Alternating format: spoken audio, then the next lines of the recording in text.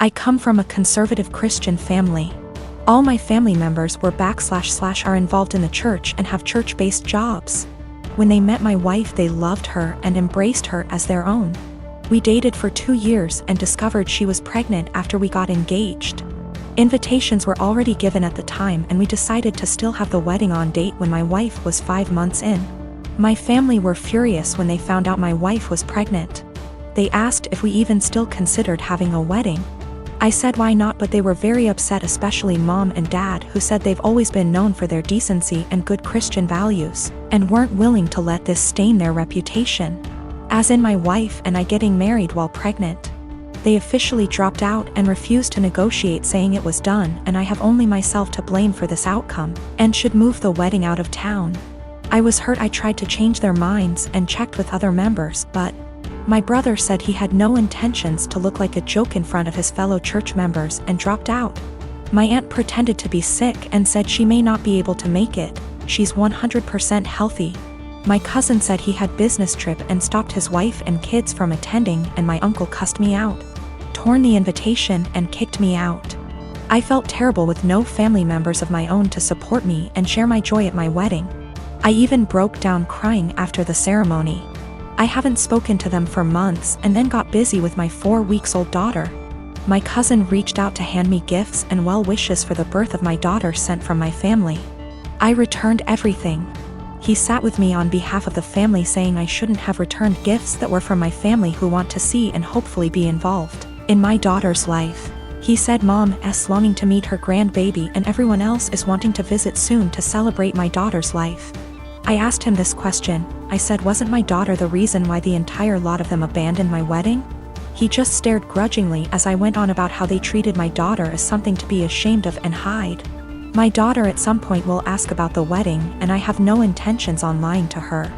He replied saying he guaranteed I got it all wrong, and no matter what goes down between us, I can never deny that my daughter is their granddaughter, / niece / etc., and they're her family. He asked that I arrange for them to visit, but I refused. He kept pressing the idea, but I shut him down. My wife says I should let them come, but I still refused. I had a 1967 Impala 4-door that I bought in February 2019. A couple months ago, I bought my first house that had a 2.5-car garage. I moved the car in and started tearing it down for a complete restoration. I had the body in one bay and the chassis in another, plus the whole garage filled with parts. About 2 months ago, my girlfriend came to live with me during this whole crisis, and the whole time has hated that car. She wants to park in the garage, but I have 2 acres of land with a lot of nice places to park under shady trees, or hell, even in the barn if it has to be inside. I tell her tough luck, it's my house and it's not like I can just throw it back together real quick. Anyways, I was out of town for a couple days on a business trip for the small local company I work for. When I got back, my girlfriend was all smiles, making me food all the time, doing all the chores, all that. I thought maybe she just was happy to have me home, but then I realized that I didn't see her car in its usual spot. I asked her where she parked so I could make sure I mow that area and keep it clean, and she said not to worry because she parked in the garage. I asked how, and she told me to go check it out. Turns out that while I was gone, she hired some people to come over and move everything related to that car, including the drivetrain, body, and chassis and all parts, and take it to the local dump / scrapyard. I was absolutely dumbfounded. I had spent over $11,000 on that car, including new parts, services, and the car itself. I told her that I was going to be taking her to court for that, and she brushed me off like I was being dramatic. I told her that it's done between us and to pack her things and leave. I admit I was really angry, but I did end up getting a lawyer.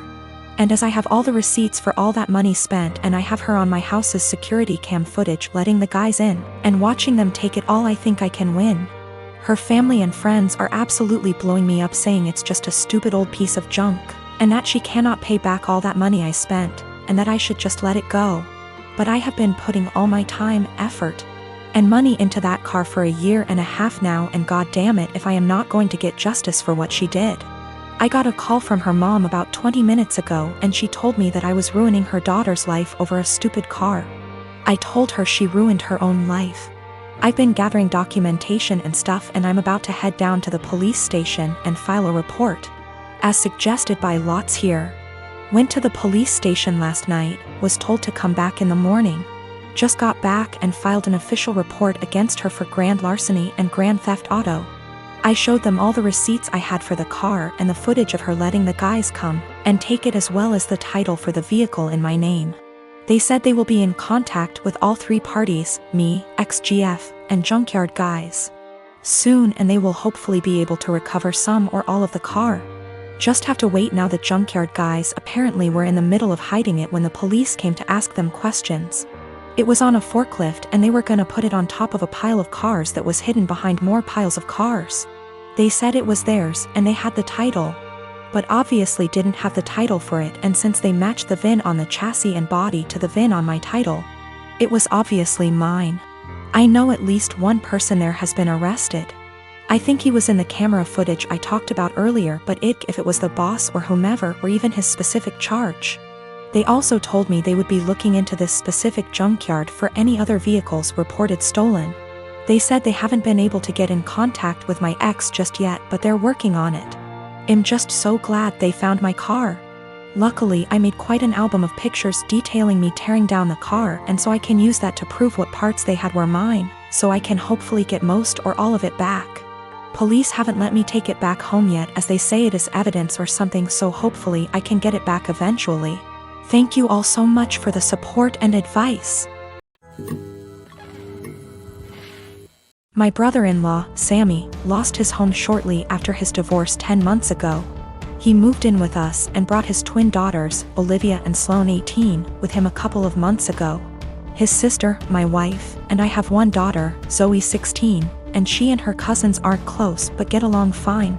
Olivia and Sloane have no respect for Zoe's privacy, none. They used to walk into her room and take everything they get their hands on. Makeup, phone accessories, clothes, school laptop, etc. Zoe complained a lot, and I've already asked the girls to respect Zoe's privacy and stop taking things.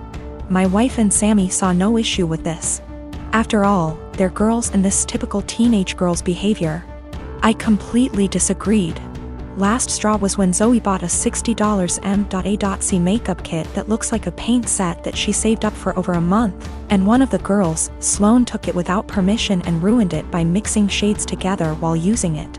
Don't know much about makeup, but that's what Zoe said when she found the kit on her bed, and was crying. I told my wife and she said she'd ask Sloane to apologize, but I got Zoe a lock after I found she was moving valuable belongings out the house because of this incident. Sammy and his daughters saw the lock and weren't happy. The girls were extremely upset. Sammy asked about it and I straight up told him. He said, "My daughters aren't thieves. It's normal that girls of the same age borrow each other's stuff." He said Zoe could easily get another makeup kit for $15 from Walmart and shouldn't even be buying expensive adult makeup in the first place, and suggested my wife take care of this defect in Zoe's personality, trying to appear older than she is. He accused me of being overprotective and babying Zoe with this level of enablement. I told him this between me and my wife, but she shamed me for putting a lock on Zoe's door for her cousins to see and preventing them from spending time with her, saying I was supposed to treat them like daughters.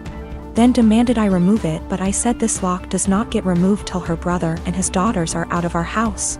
She got mad I was implying we kick them out and said her family'll hate me for this. So I reminded her that I let Sammy and his family move, in which something her own family refused to do, so she should start with blaming them for not taking their own son and niece's granddaughters in. If it wasn't for her family's unwillingness to help, we wouldn't be dealing with this much disturbance at home. Everyone's been giving me and Zoe silent treatment, and my wife is very much upset over this. My sister and her husband were sent to prison at the start of this year, and sadly won't be released for a few years. That left me to look after their 15-year-old daughter Amy. I was perfectly happy to do this, but as most of their wealth was seized for being ill-gotten, it's meant that I've been having to care for her out of my own pocket. Once again, this doesn't bother me, but it's meant massive life changes for the kid. Firstly, they sent her to a private school.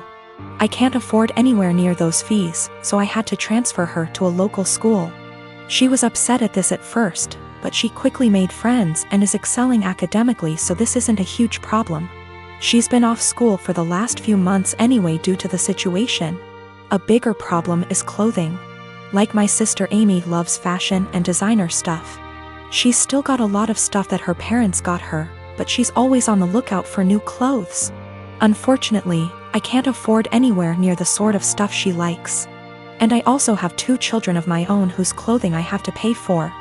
I have told my sister this, but she insists I should make allowances because her daughter is going through a tough time. Amy also really doesn't get along with my daughter Hannah, who is 11. She bullies her, calls her stupid and ugly, tells her none of her friends really like her, etc. She has made her cry on many occasions and often continues to taunt Hannah while she cries. Yesterday I caught Amy trying to buy a dress costing over $1,000 with my card. I was fuming and had a long conversation with her. She cried and sobbed that she just wanted one nice thing. My sister called from the prison, and Amy cried over the phone that she hates here and I treat her unfairly. I spoke to my sister afterwards and she begged me to go easy on her daughter because she's still adjusting. I put food on this kid's plate. I buy her whatever clothes I can afford, even if they aren't to her taste. I take her to visit her parents as much as possible. They're held in different facilities. And I do all of that on top of working and looking after my own children. I told my sister that I was willing to look after her daughter for as long as she needs. But if anything like the card incident happens again, or if she continues to pick on my daughter, there will be serious consequences for her. My sister wanted to argue, but they get limited time on the prison phone. I think what I'm doing is right. I get that the kid is going through a tough time, and I'm doing everything I can to be there for her. But I can't just tolerate bad behavior or bullying, and I can't afford to pay for her expensive clothing. The fact that she's struggling to deal with what happened to her parents doesn't change that.